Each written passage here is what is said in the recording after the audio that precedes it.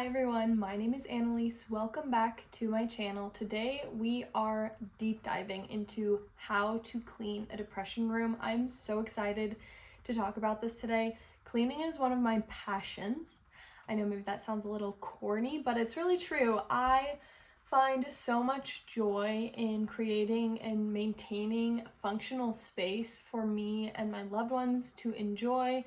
That includes cleaning, decluttering, organizing, tidying, and decorating. So today we're going to be focusing more on the organizing and decluttering and tidying portion.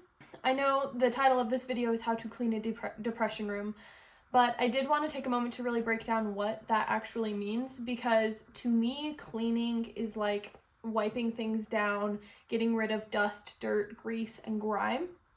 And when it comes to a depression room, yes, there probably is a level of cleaning that needs to happen, but the more important part, and the part we're going to be discussing today, is the decluttering, the tidying, and the organizing facet. So if your room looks like this, or this, or this, or this video is for you.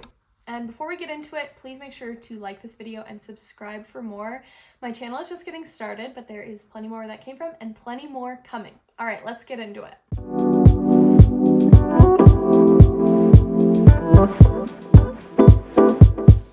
So you're looking at your room. It looks more or less like one of these pictures.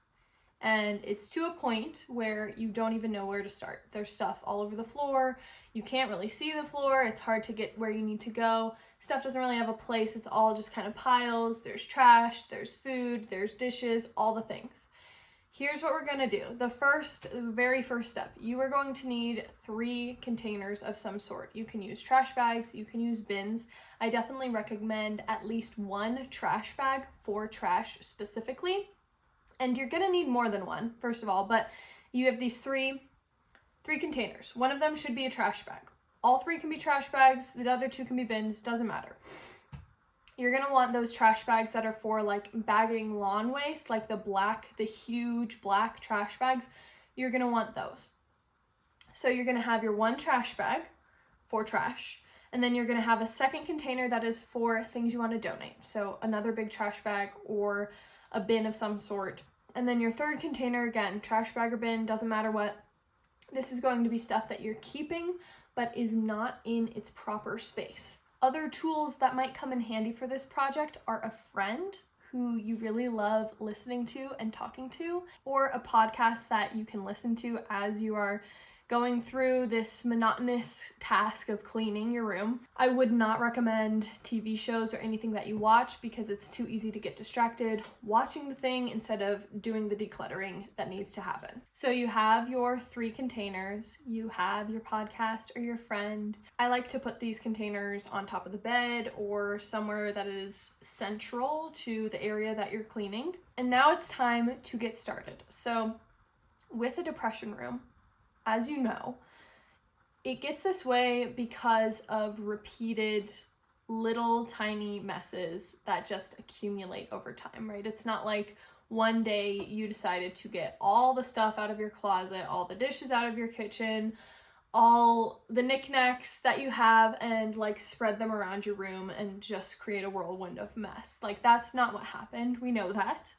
What happened is over a long period of time, stuff was left out and not picked out, and stuff was left out and then not picked up, and another layer of stuff and another layer and another layer. That's how it got that way, from repetition. And that is the same way you're going to get your room out of this cluttered state too, repetition. So if we think about this like a workout, you're going to be doing circuits, I would call it. So this is what a circuit looks like.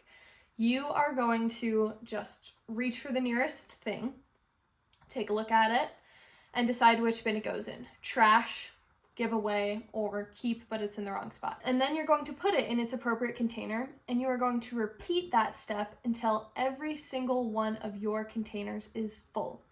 Now, if the trash fills up first, tie it off, get a new bag, and keep going until the other 2 bins are full. But once those 2 bins of donations and things that you're going to keep are full, that's when you stop. You're going to take your donations and put them in your car, or set them to the side. Take them out of the space that you're decluttering. You're going to take your trash and throw it away. And then you're going to take all of the items that you're keeping but are in the wrong spot, and you are going to go one by one throughout your house, throughout your space, and put them in their designated spot. Once you have completed that, your bin for keep stuff should be empty. Your trash should be outside, and your donations should be in the car. If you have time, and you should, take your donations to a donation place so that you can get them out of your house. At that point, you are done for the day. That's all you're gonna do. Like I said, the depression room is created over the course of days or weeks or months or years of just letting things accumulate. So it is going to take days and possibly weeks to decumulate, if that's a word, all of the stuff out of your space.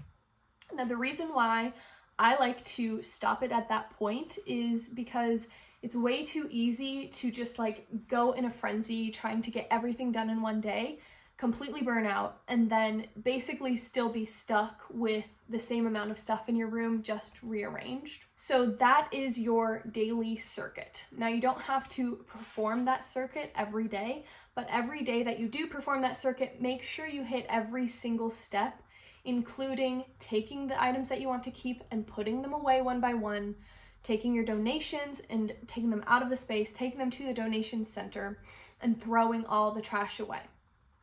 That's all you need to do for one day. And then your task is going to be continuing to come back to that circuit and do that circuit over and over, day after day, as you have time and you're able to. So if you work a full-time job, maybe you're only doing this on the weekends. You're doing a circuit on Sunday and a circuit on Saturday. If you're home more often, do it more often. But the point is not to be doing it every single day, to be getting it done as fast as possible. The point is to be able to consistently improve your space incrementally. Because the way that the depression room is created is by small amounts of clutter accumulating day after day after day. So your job, and the most sustainable strategy I have found, is to get a little bit of stuff out day after day after day. It's the same idea, but in the opposite direction. So the question that always comes up for people at this point is, what do I keep? What do I get rid of? And to answer that question, I would like to introduce you to the human feces rule. The human feces rule is very simple. I find it quite effective as well. You look at an item. If you're unsure whether you want to keep it or not, sorry, this is gonna get visceral, but look at this item. Now imagine if there was strange, unidentified, but definitely human feces smeared over it or into it. Just think about it. You're smelling it, you're looking at it, you don't know where it came from. Would you wash that item, clean it up, and keep it in your house? Or would you throw it away? Now, if you would throw it away, if it was smeared with human feces, just get rid of it. Just get rid of it. I promise you do not need it. Just get rid of it. If you would keep it, then great. Keep it, put it in your keep bin, put it where it goes once you're done filling up your containers. Now, I have had some people say that the human feces rule does not work for them. That's totally fine. Another rule that you can use is, have I used this in the past year? If you have not used it, touched it, looked at it, thought about it in the past year, get rid of it. You don't need it. And if you are someone who would throw anything out, like, I don't know, I might lean in this direction too. If you would throw anything out if you found unidentified human poop on it, then I would recommend extremely downsizing all the things that you have. Like, downsize your clothes, downsize your shoes, all the different facets of your life. You can work with a lot less and be happy with a lot less stuff than you might necessarily think. And I definitely understand that it is hard to get rid of things because of sentimental value or just attachments that you have. But something that I have found as I have undertaken repeated decluttering and just really tried to cultivate a more peaceful and enjoyable, functional space for myself and my husband to live in, is that all of the stuff that I choose to keep keeps me tied to people, places, and to the current person that I am. And I will get more into that in just a second. But When it comes to this decluttering process, especially decluttering of such magnitude, you're going to be making a lot of decisions. You're going to be deciding over and over and over again, keep or get rid of, keep or get rid of. And that can definitely be exhausting, which is part of why we keep the circuit finite and we just do one circuit a day until the mess is cleaned up. But the outlook that has helped me to release a lot more stuff and be comfortable getting rid of things, even when they have a certain sentimental value, or there's like a what if, like what if I use it? What if it comes in handy? What if it's the perfect exact thing that I need 5 years down the line? The one thing that has really helped me to release that is just to think about the fact that all this stuff keeps me tied to things. It keeps me tied to certain people, right? So, family members, if you get a gift from somebody, if you get something passed down, if it just reminds you of another person, family, friends, whoever it is, maybe like some celebrity that, you bought a piece of clothing because you wanted to emulate them, whatever it is, all of those little things keep you more attached to those people. Sometimes that's good, sometimes that's bad. It's just something to keep in mind. Your possessions also keep you attached to a place. So I think about like if I were to move, I actually did recently move, all of the stuff that I have is that much more effort and weight and stuff that I need to bring over into the new space in order to actually move. So it's almost like this gravitational pull pulling me, keeping me stuck where I'm at in a physical sense. But then also I find that all that stuff, that accumulation of things, keeps me tied to the person that I am and like where I'm at in my life. The more stuff I have, the more I'm constantly thinking about that stuff and about managing that stuff. And that's something that I've really realized with this move is like, I'm constantly thinking about, oh yeah, I have to put this away, I have to figure out how I want this to flow, being in a new space and organizing it functionally. It's like, okay, I have to think about this stuff and this stuff and this stuff. And what I realized is like, that is such a huge distraction from like the life soul work that I am supposed to do, like my purpose on this earth. Like, yeah, I get it. Anelise, like, it's not that deep. To me, it is that deep, and I have found it to be that deep. And the more stuff that I get rid of, the more space that I have for the person that I want to be, the things that I want to do, my purpose, my passions, all of those things. If I have all of this space, all of this room, if I get rid of all of this stuff, I don't have to worry about cleaning it, maintaining it, finding a spot for it, putting away when I get it out, all those different things. I have all this time. And not just time, but I have free space in my brain. I think a lot of times our spaces can kind of be a reflection of what's going on in our minds. It's kind of a chicken or the egg situation, which came first, a cluttered mind or a cluttered space. I don't know, but I have definitely found that by decluttering my space, my mind feels much more freed up and open as well. So now I want to talk about why a person would declutter. Why would you clean your depression room? And I want to be extremely clear. When you choose to clean your depression room, when you take on that endeavor, you are not choosing that because some girl on social media told you that you should. You're not choosing that because your mom told you or your friend told you. That's not why you're doing it. You're not choosing to clean your depression room because you're embarrassed about the space or you feel uncomfortable having people over. You're not cleaning your depression room because you feel like it's what you should do. The reason why you are cleaning your depression room, the reason why you want to, is because you love and respect yourself and you want to enjoy your space. I find this in particular so vitally important to keep in mind when you are endeavoring to do something like that, because it is difficult. It's a lot of work. It takes time. You are confronting a mess that has accumulated over a long period of time, that you have created over a long period of time. And that can feel very shameful. But the important thing to remember is like, you're not doing this because you're ashamed. As I said, you are doing this because you love and respect yourself. It is a movement of love and respect towards yourself to keep your space clean, to get rid of things that no longer serve you, to make room for the person that you want to be. That's what it's about. It's not about what you should do, and it's not about getting approval from anybody else. And it's not about having a picture perfect, Instagram worthy bedroom, whatever it is.